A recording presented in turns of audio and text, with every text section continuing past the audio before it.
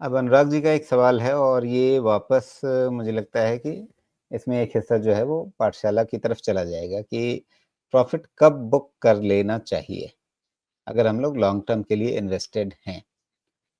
और इनके कुछ शेयर हैं वो 3 साल में दोगुने हो गए हैं, जैसे कि उन्होंने उदाहरण दिया है तेजस नेटवर्क 1000 शेयर हैं, 432 पे लिया था इन्होंने। ये तो बहुत ही मतलब डिस्क्रिशनरी है कि प्रॉफ़िट कब बुक कर लेना चाहिए, लेकिन कुछ थ्योरेटिकल मेथड ज़रूर लगाने चाहिए फ्रॉम सेफ्टी स्टैंड पॉइंट। पहला मेथड तो मेरा यही कहता है कि कभी भी चीज़ें आपकी डबल हो। अगर आपको कुछ नहीं आता है, कुछ और देखना नहीं आता है, कभी भी आपकी चीज़ें डबल हों, एक कैपिटल विथड्रॉ कर लीजिए और अपने प्रॉफ़िट को राइट कीजिए। जब तक राइट करना है, जब तक आपको चीज़ें समझ में आती हैं। Method number 1।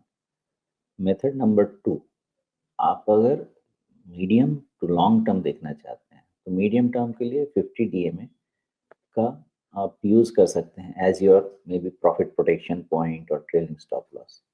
अगर आप लॉन्ग टर्म इन्वेस्टर हैं, तो 200 डीएमए को कर लीजिए। दूसरा मेथड, तीसरा मेथड, अब आप उसके रिज़ल्ट्स को ट्रैक कीजिए। अगर 2 क्वार्टर का खराब रिज़ल्ट आता है और मैनेजमेंट कमेंटरी कहीं पे भी आपको एनकरेजिंग नहीं लगती है, may be that is the place to take decision. Point number 4, उस सेक्टर को ट्रैक कीजिए। अगर उस सेक्टर के ड्राइवर खत्म हो जाते हैं या उस सेक्टर का वैल्यूएशन अपने मीडियन वैल्यूएशन से 2 स्टैंडर्ड डिविएशन अगर निकल चुका है, तो आप वहाँ पे भी ये डिसीज़न ले सकते हैं।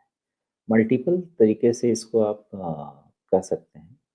जो आपको सूट करे उस हिसाब से प्रॉफ़िट बुकिंग का लगा सकते हैं। एक आपका ये सवाल हो सकता है कि भाई 20 साल में तो सब कुछ ऊपर ही जाना है यहाँ से, तो फिर प्रॉफ़िट बुक क्यों करें? क्योंकि मुझे पूछा गया था। मैंने कहा मत कीजिए। जब आपको लगता है कि कोई चीज़ यहाँ से 100 से ₹500 की हो गई है और वहाँ से वो ₹1000 की या 2000 की हो जाएगी, तो 500 का 300 हो जाए तो भी सवाल मत कीजिए कि मेरा 500 का 300 हो गया। आपको वहाँ से ये पता होना चाहिए कि 2000 का हो जाएगा इसलिए आपने उसको नहीं बेचा है, तो 300 पे और खरीदिए। तो एक व्यू लेके और उसके हिसाब से अपनी एडजस्टमेंट करें। जी। इसमें काफ़ी कुछ इस पर भी निर्भर करता है ना कि कब आपकी ज़रूरतें क्या हैं। आप जब भी निवेश करते हैं तो आप अपने कुछ फाइनेंशियल गोल्स ध्यान में रखते हैं और उसके हिसाब से निवेश करते हैं। तो कब आपको उस पैसे को खर्च करने की ज़रूरत पड़ रही है, उसके हिसाब से आप देखेंगे कि उस समय आपके पोर्टफोलियो में क्या निकालने लायक है।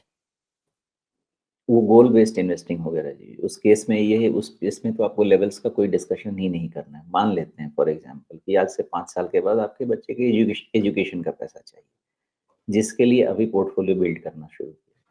तो चौथे साल के एंड में या 5वें साल की शुरुआत में आपको वहाँ से रिस्क एसेट क्लास से पैसा साल भर मूव पहले, करके, जब खर्च करना है उससे हाँ, साल भर पहले।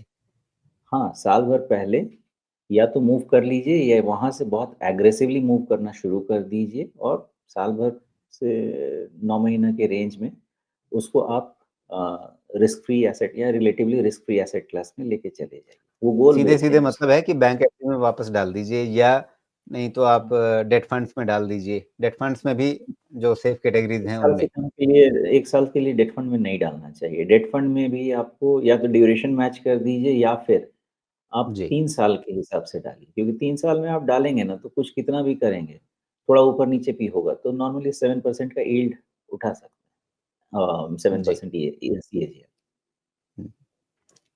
नहीं, वहाँ तो बेसिकली हमें साल भर के लिए पैसा इसलिए पार्क करना है कि हमारी कैपिटल प्रोटेक्टेड रहे और थोड़ा हाँ, रिटर्न तो मिलता डेट रहे। फंड में नहीं करना चाहिए राजीव जी, क्योंकि 1 ईयर तो में ना तो कैपिटल लॉस का रिस्क है। बैंक एफडी ठीक है फिर। आपको पता है कि बैंक भई एफडी इतना पैसा ठीक मिल है। जाएगा। हाँ, बैंक एफडी सबसे सुंदर है आज के टाइम। जी।